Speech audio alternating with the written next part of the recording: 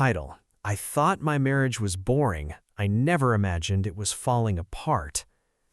I, 34M, have been married to my wife, 32F, for almost 9 years. We have a 7-year-old daughter, a small house we spent years saving for, and what I genuinely believed was a stable, if somewhat ordinary life together. We weren't one of those couples constantly posting romantic photos online.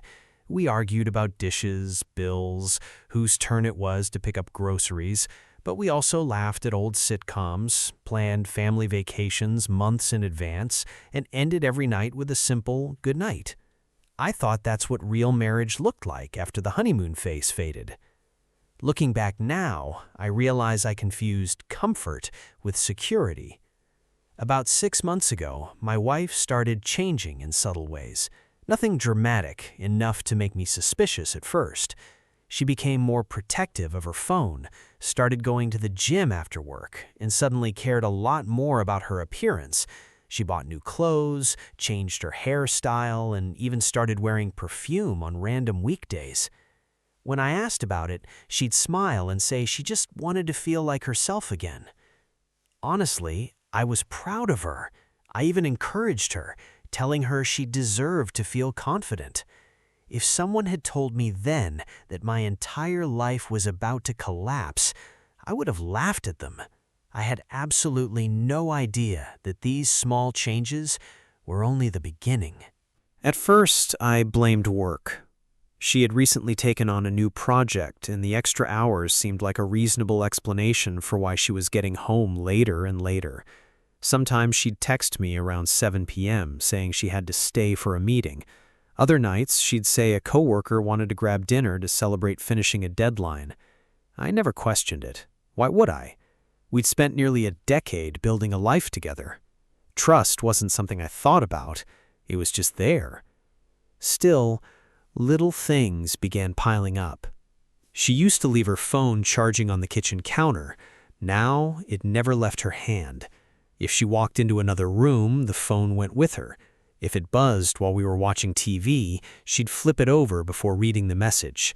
When I asked who kept texting her so much, she'd laugh. Just the girls' group chat, you know how they are. I accepted that answer. Then, our daughter asked an innocent question during dinner. "Mom, who's Ryan?" My wife froze for just a second. She recovered quickly, smiling as she answered, "Just someone from work, sweetheart." I noticed it because I had never heard that name before. Later that night, I casually asked about him. "Oh, Ryan? He's new. We work on the same project." That was it. Short, simple, completely normal. At least, that's what I wanted to believe. Something about the way she avoided eye contact stayed with me long after we went to bed. Over the next few weeks, I tried to ignore the feeling in the back of my mind. I told myself I was being insecure. Everyone says relationships go through phases. People get busy. They need space. I didn't want to become the paranoid husband who accused his wife over nothing. But the small things kept adding up. She changed the passcode on her phone. She started taking calls outside saying the signal was better. She laughed at messages late at night while turning her screen away from me. The biggest change, though, was how she looked at me. Not with anger, not with hatred, just indifference. Conversations became shorter. Hugs felt rushed. She stopped reaching for my hand during movies. Even our daughter noticed. One Saturday morning, she asked, "Why don't you and Mom cuddle on the couch anymore?" Neither of us answered. That question stayed with me for days. A week later, I got home early because a client canceled a meeting.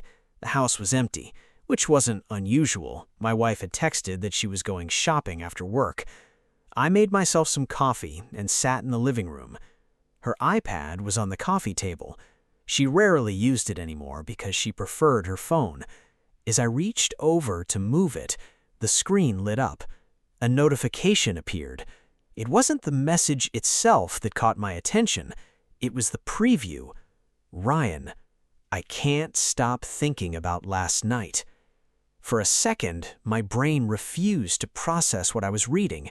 I stared at the screen, waiting for it to make sense. It never did. I must have read that notification 20 times. I can't stop thinking about last night. There had to be an explanation. Maybe they were talking about a work event. Maybe it was an inside joke. Maybe Ryan had sent it to the wrong person. I wanted any explanation except the obvious one. My hands were shaking as I picked up the iPad. It didn't ask for a passcode. The Messages app was already open. I knew I shouldn't look. Every part of me said to put it down and wait until she got home so we could talk like adults. Instead, I tapped on Ryan's conversation. The first few messages were harmless: work schedules, meetings, complaints about deadlines. Then the tone changed. Compliments, flirting, inside jokes that I didn't understand. As I scrolled farther, my stomach tightened.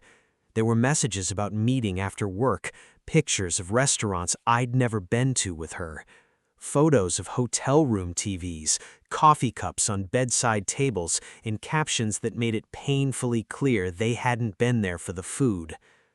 Then I found the message that destroyed every remaining doubt. Her. I feel guilty when I look at him, but I can't stop seeing you. Ryan. One day you won't have to. The conversation continued for months. It wasn't a one-time mistake. It wasn't a drunken accident. It was a relationship, a planned, hidden, ongoing relationship. I sat there for what felt like hours, scrolling through birthdays she had forgotten with me, weekends she claimed she was visiting friends, and nights she kissed me goodnight after spending the evening with someone else. By the time I heard the garage door open, I wasn't angry anymore. I was completely numb. I heard the front door open. "Hey," she called casually, "I'm home." For a moment, I just sat there on the couch with the iPad resting on my lap. She walked into the living room carrying 2 shopping bags and smiled when she saw me. "Oh, you're home early." Then she noticed the iPad. Her smile disappeared. The color drained from her face. Neither of us spoke. She slowly set the bags on the floor. "What are you doing with that?" she asked quietly. I looked at her for what felt like an eternity before answering. "I know about Ryan." The room went completely silent. She didn't deny knowing him. She didn't ask what I meant. She simply closed her eyes for a few seconds, as if she'd been expecting this day all along. Finally, she whispered, "I can explain." Those 4 words hit me harder than any denial could have. I stood up and handed her the iPad. "Explain what?" I asked. "The hotels, the lies, the messages, or the part where you told him you wished you didn't have to come home to me?" Tears filled her eyes almost instantly. "It wasn't supposed to happen," she said, shaking her head. "It just happened." I couldn't help but laugh, not because anything was funny, because I had just spent the last hour reading months of carefully planned lies. Nothing about it just happened. It had happened over and over again, one decision at a time, every text, every meeting, every excuse she'd given me, and every time she had chosen him instead of our family. She started crying harder, but I couldn't tell whether she was crying because she'd hurt me or because she'd finally been caught. "I never meant to hurt you," she said between sobs. I stared at her. "You did hurt me." "No, I mean, I didn't want this to happen." "You booked hotel rooms." Silence. "You lied about working late." Silence. "You looked me in the eyes every night and told me you loved me." She covered her face with both hands. "I know." "No," I said quietly. "I don't think you do."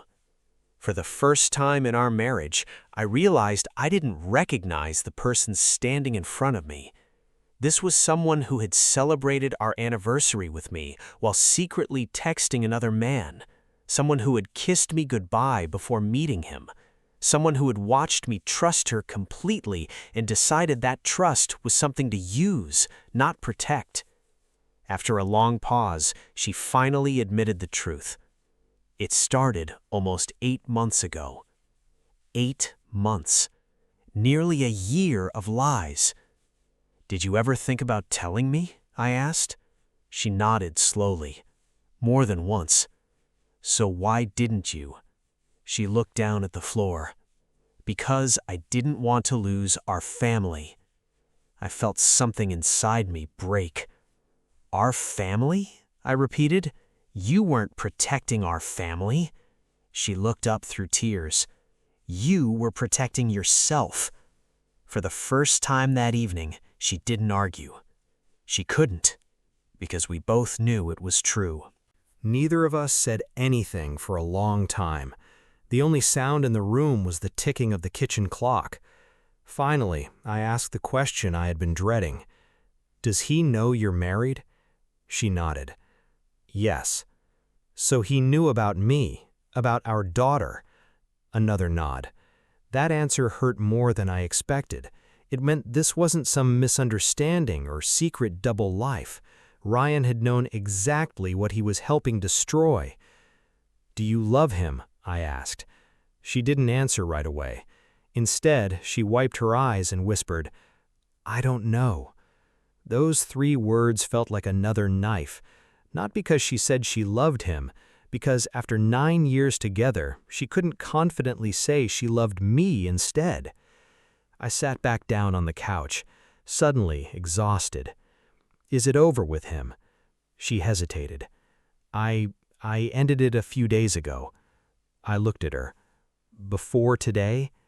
"Yes." "Why?" She swallowed hard. "I realized I was going to lose everything." I couldn't stop myself from asking the question that had been growing in my mind since she walked through the door. "If I hadn't seen those messages today, would you have told me?" She opened her mouth, then closed it again. The silence answered for her. I nodded slowly. "Thank you," I said. She frowned. "For what?" "For finally telling me the truth." She looked confused. "But I didn't—" "No," I interrupted. "You just admitted that you never planned to." The room fell silent again. For the first time all evening, I realized something painful. The affair had shattered my trust, but her inability to be honest, even after being caught, was what truly convinced me our marriage might already be over. That night, I didn't sleep. I went into the guest room and stared at the ceiling until the sun came up. My mind kept replaying everything, every family photo, every vacation, every time she told me she was tired from work, every time I believed her. The hardest part wasn't just knowing she cheated. It was realizing that the version of my marriage I had been living in didn't exist anymore. The next morning, our daughter came downstairs and immediately noticed something was wrong. Kids always notice more than adults think they do. "Are you guys fighting?" she asked. I forced a smile and told her everything was okay, but I hated saying that, because it wasn't okay. For the first time in years, I didn't know what my future looked like. My wife wanted to talk again. She said she wanted to fix things. She apologized over and over. She told me she made the biggest mistake of her life. She said she was willing to do anything, therapy, transparency, whatever it took. A part of me wanted to believe her. A part of me remembered the woman I married, the woman who held my hand when my father passed away, the woman who stayed up all night with me when our daughter was born, the woman I thought I would grow old with. But another part of me couldn't forget the months of lies. I found myself wondering something that terrified me. Could I ever look at her again without wondering where she was, who she was talking to, or whether she was telling the truth? Because forgiveness and trust are not the same thing. I could forgive someone and still not feel safe with them, and I didn't know if our marriage could survive without trust. For the next few weeks, my life became a cycle of anger, sadness, and confusion. Some days I was completely sure I wanted a divorce. I would remember the messages, the lies, and the way she looked at me when I found out, and I would think, how could I ever stay with someone who did this? Then other days I would see her making breakfast for our daughter or helping with homework, and I would remember the years we spent together. That was the part nobody warns you about. When someone betrays you, you don't suddenly stop loving them. You don't wake up the next morning and feel nothing. You still miss the person they used to be. You still remember the good moments, and that makes the pain even more complicated. My wife moved into the guest room, and we started having serious conversations about what happened. She told me more details about the affair. At first, I wanted every detail.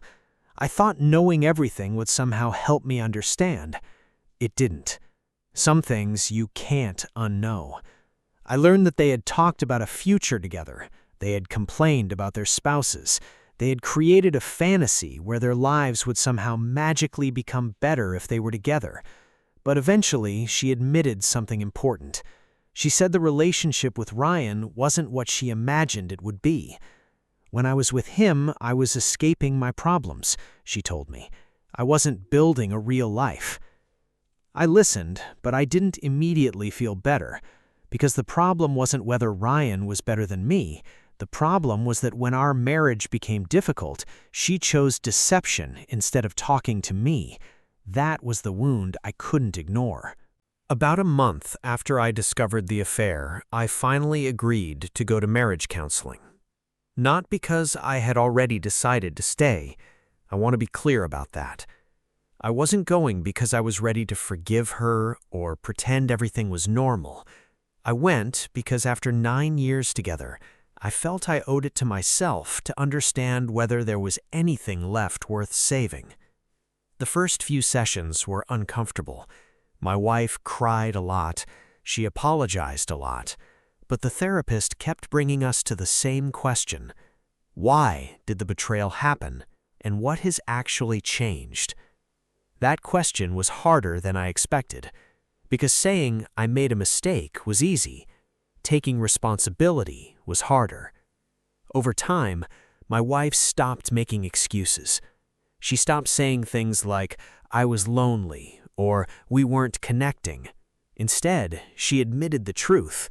She had problems in our marriage, but she chose the worst possible way to handle them. She could have talked to me. She could have asked for counseling. She could have told me she was unhappy. Instead, she built a secret life. That difference mattered. At the same time, I had to be honest with myself. I wasn't a perfect husband. I had become focused on work. I had stopped planning dates. I had gotten comfortable and assumed our relationship would maintain itself. But I also learned something important.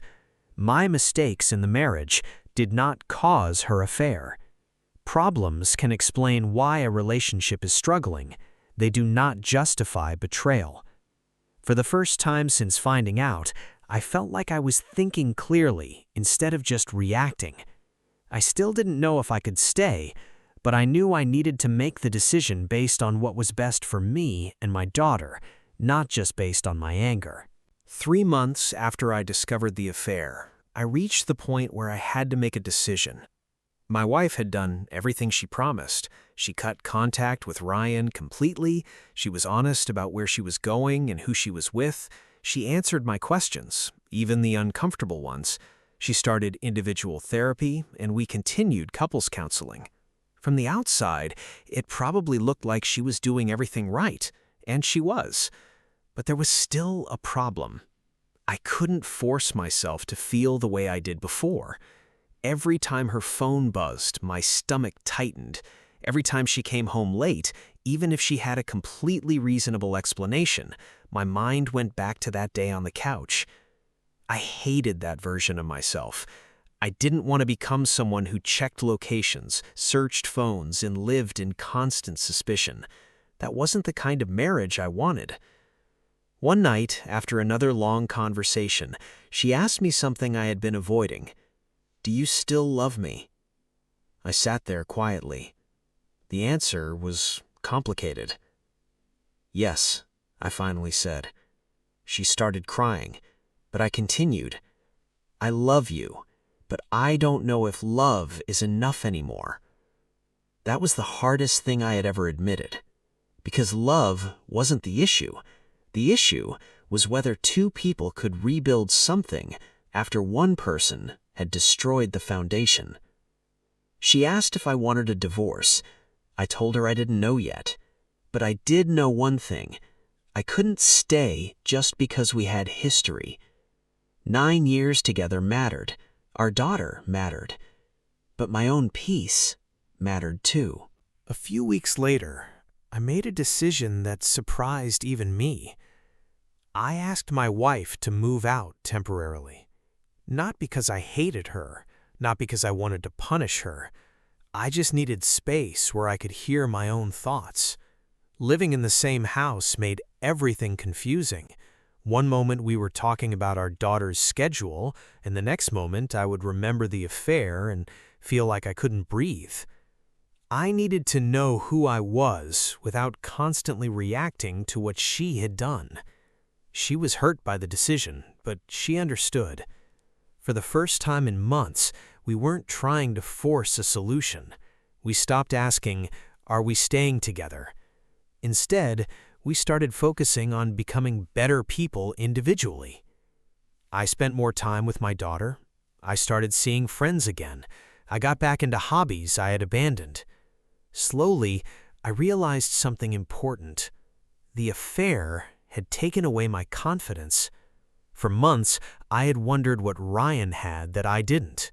Was he more interesting, more attractive, more exciting?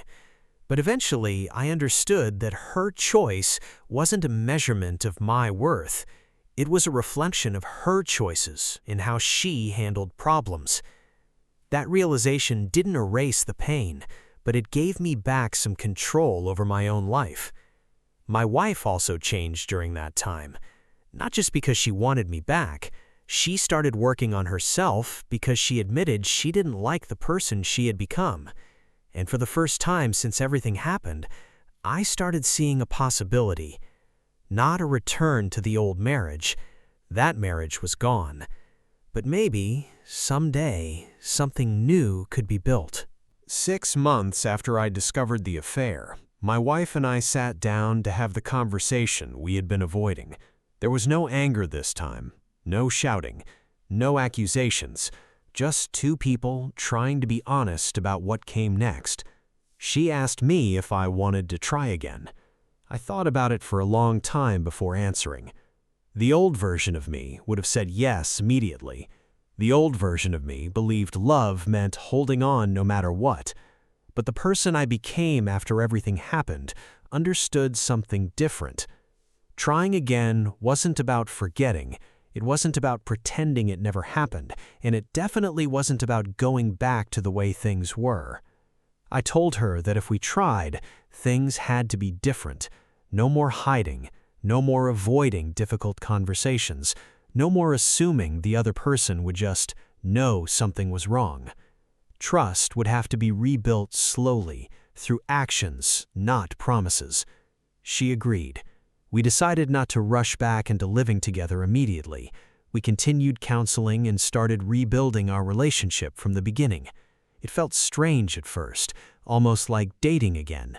We went for walks together, had conversations without distractions, talked about things we hadn't talked about in years. For the first time in a long time, we weren't just managing a household, we were actually trying to understand each other. But I still had doubts. Some days were good.